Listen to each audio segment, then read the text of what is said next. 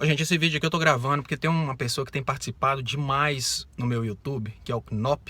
Ele assina pelo pseudônimo de Knop, eu não sei o nome certo dele.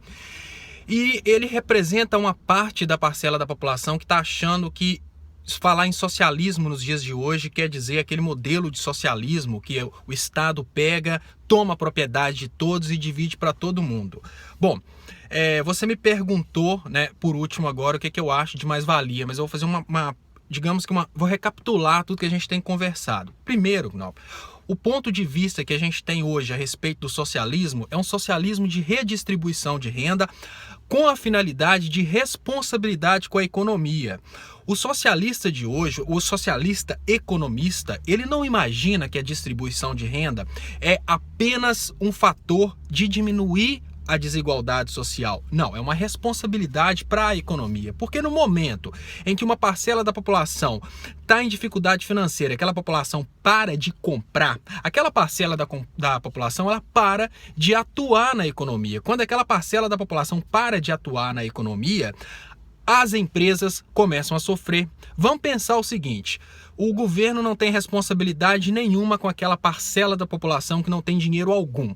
Por causa disso, os mercados param de vender, porque o mercado para de vender, o produtor para de produzir. Isso gera um efeito em cadeia. É esse tipo de coisa que os economistas usam como defesa da redistribuição de renda.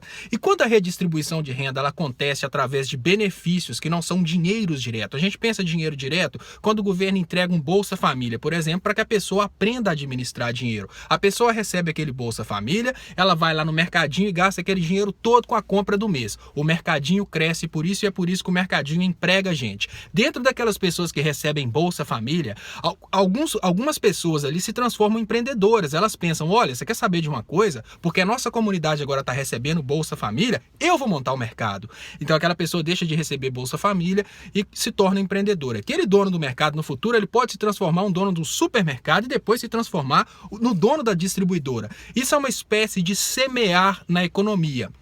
O que você precisa entender é que os economistas eles não têm aquela parte sensível de pensar: olha, eu estou ajudando aquelas pessoas miseráveis porque eu tenho coração bom. Não, é tudo matemático. A ideia de semear dinheiro naquela economia que precisa de, digamos assim, de crescer é exatamente uma ideia econômica. Não é simplesmente por ter dó daquelas pessoas. Não, é para manter a economia funcionando.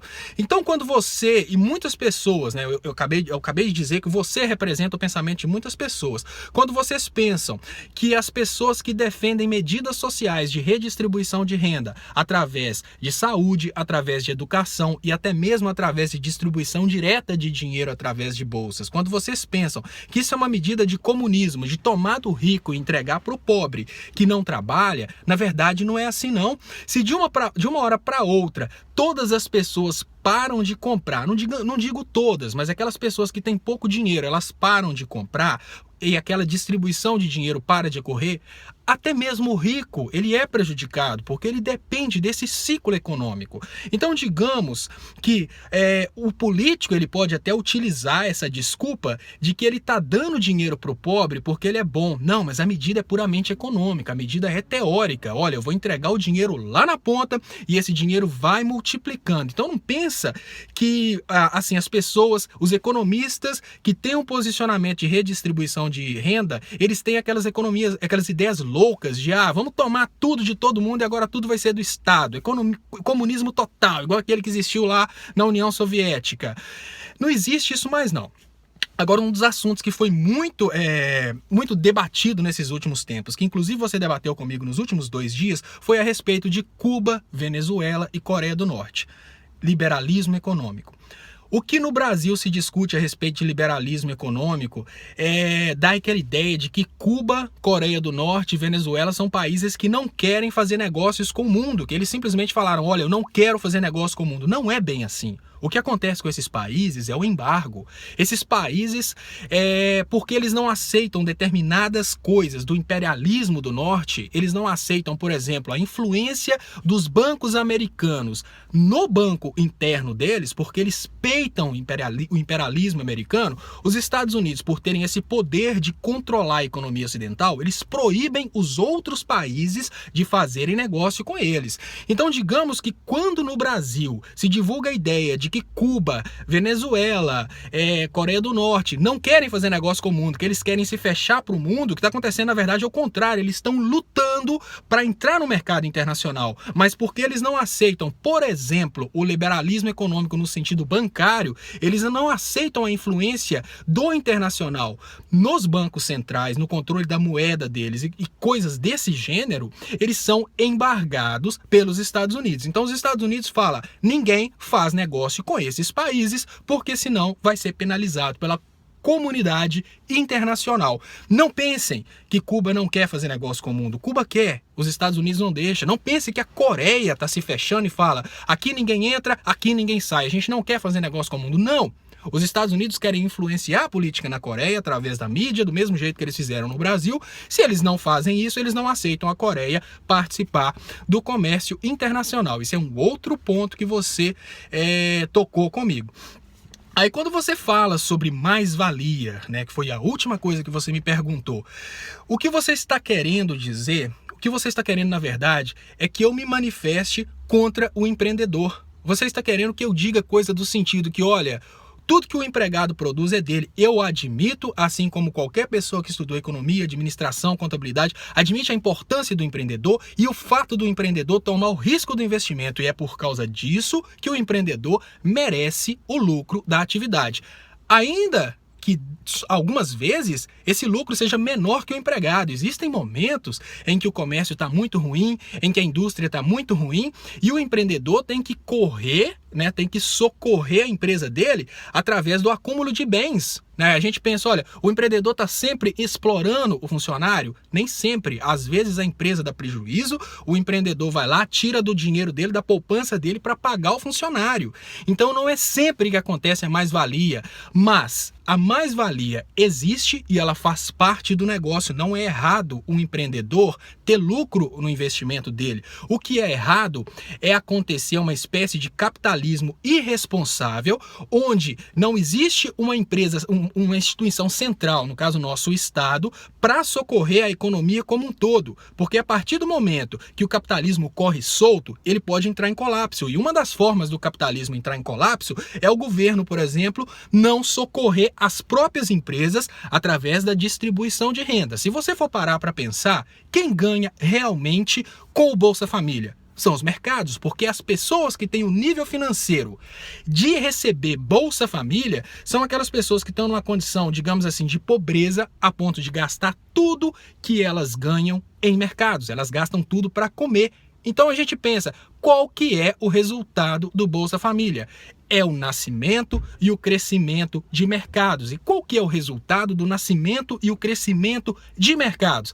O nascimento e o crescimento de produtores daqueles gêneros que são vendidos em mercados. Então, quando a gente fala no Nordeste, o cara acabou de montar um mercadinho para vender verdura, para vender legumes, ele vai incentivar a produção de verdura e legumes. Isso gera uma reação em cadeia, e é essa reação em cadeia que é o fato positivo desse tipo de economia que interfere na vida das pessoas através da distribuição de renda. Agora, eu não sou a favor, nunca, nenhuma pessoa que estudou economia nos dias de hoje é a favor daquele modelo de socialismo de tirar todo o patrimônio das pessoas e distribuir, de entregar esse patrimônio para o Estado e distribuir para as pessoas aquilo que elas precisam. Eu vou dar uma fichinha para você ir lá comprar pão, aí vai dar aquela fila. Os mecanismos econômicos de procura e oferta, eles são importantíssimos, eles regulam a vida.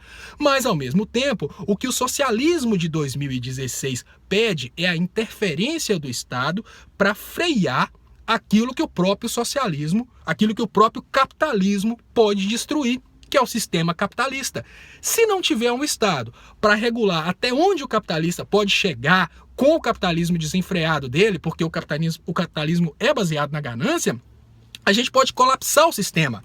né? Imagine que todas as empresas vão começar a fazer negócios simplesmente com o objetivo de lucro, só lucro. Vai chegar num ponto em que essas empresas vão se autodestruir, porque uma empresa só vai procurar outra com a finalidade de ganho, não tem nenhum tipo de proteção. Aí as empresas já não querem pagar o imposto. Quem vai construir estrada? Não, a iniciativa privada... Não, gente, a iniciativa privada não vai investir numa estrada para poder receber pedágio de quem vai usar a estrada, se não tiver um órgão regulador por cima de tudo para falar o que ela pode e o que ela não pode fazer. Senão ela constrói uma estrada ali e cobra um valor absurdo. Aí isso vai impactar, por exemplo, na venda de carros. Isso vai impactar na venda de combustíveis, porque ninguém pode pegar as estradas, porque para passar nas estradas é muito caro. Aí vai falar, não, mas aí eles vão abaixar o preço. Isso pode levar a um colapso de confiança, porque a pessoa pensa, e se não abaixar o preço? Quer saber de uma coisa? Eu não vou comprar um carro. Quer saber de uma coisa? Eu não vou investir numa empresa que eu tenho que tomar aquela estrada para poder chegar, porque eu não sei como é que vai ser a flutuação de preço.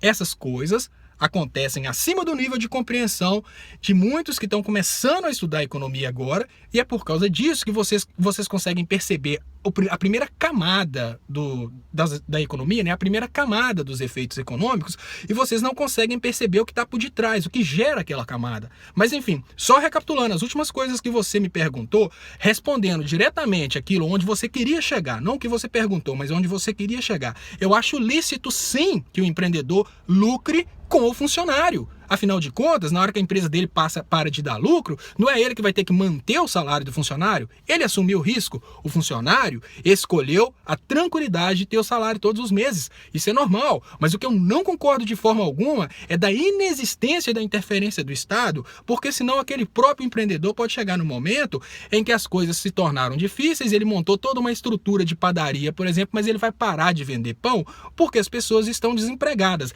É nessa hora que as pessoas começam a receber bolsas do tipo Bolsa Família e mantém a padaria dele funcionando. Porque antes todo mundo comprava porque todo mundo estava empregado. A partir do momento que as pessoas perderam o emprego, o Estado entra, suporta essas pessoas através de bolsas, e o que as pessoas condenam o Estado, falando que o Estado está tratando de vagabundo, na verdade, o Estado está mantendo a economia girando. Aí você fala, mas e a dívida do Estado? O Estado tem que decidir, sinceramente, se ele deixa a economia toda colapsar ou se ele assume um determinado nível de dívida para resgatar a economia. Agora, eu gostaria que você falasse comigo, que você falou comigo que toda vez que um presidente tiver qualquer nível de dívida acima do que ele arrecada, ele tem que ser retirado do poder. Agora me fala onde no mundo, com exceção de Dubai, que os presidentes gastam exatamente aquilo que eles arrecadam. Por isso que eu aconselhei para você. Gente, tanto você, Knop, como qualquer pessoa que estiver me assistindo, tem excelentes cursos de economia na internet. Se vocês assistirem um curso de economia, macroeconomia, pode assistir de qualquer universidade, que o conteúdo é o mesmo. Se vocês acharem que assistindo a partir de uma universidade brasileira, vocês vão estar sendo alienados pelo MEC, assiste a partir de uma universidade americana. Quem não entender inglês, coloca os subtítulos, coloca a legenda. Vocês vão ver que é o mesmo conteúdo. E naquele conteúdo, vocês vão começar a ter um pouquinho, né, de base para entender as coisas, não como o Bolsonaro explica, não como o Olavo de Carvalho explica, mas como acontece na economia mundial. Depois de assistirem as 40 aulas de macroeconomia, vocês vão ter uma base. Mas é muito importante entender que essas 40 aulas de macroeconomia é uma das muitas disciplinas que um economista estuda ao longo de 4 ou 5 anos. Então, aí vocês vão ver como vocês realmente precisavam aprender para compreender o que está acontecendo, e quando vocês terminarem essas 40 aulas, vocês vão ver o tanto que vocês ainda têm para aprender, porque essas 40 aulas é só uma das mais de 30 disciplinas que um economista estuda ao longo de 4 anos. Isso é material para 6 meses, uma disciplina. Eu espero que eu tenha respondi tudo que você perguntou e tudo que você quis perguntar, e agradeço muito a sua participação. Sua participação, apesar de ser sempre me contestando, ela tem sido de peso no meu canal do YouTube. Muito obrigado.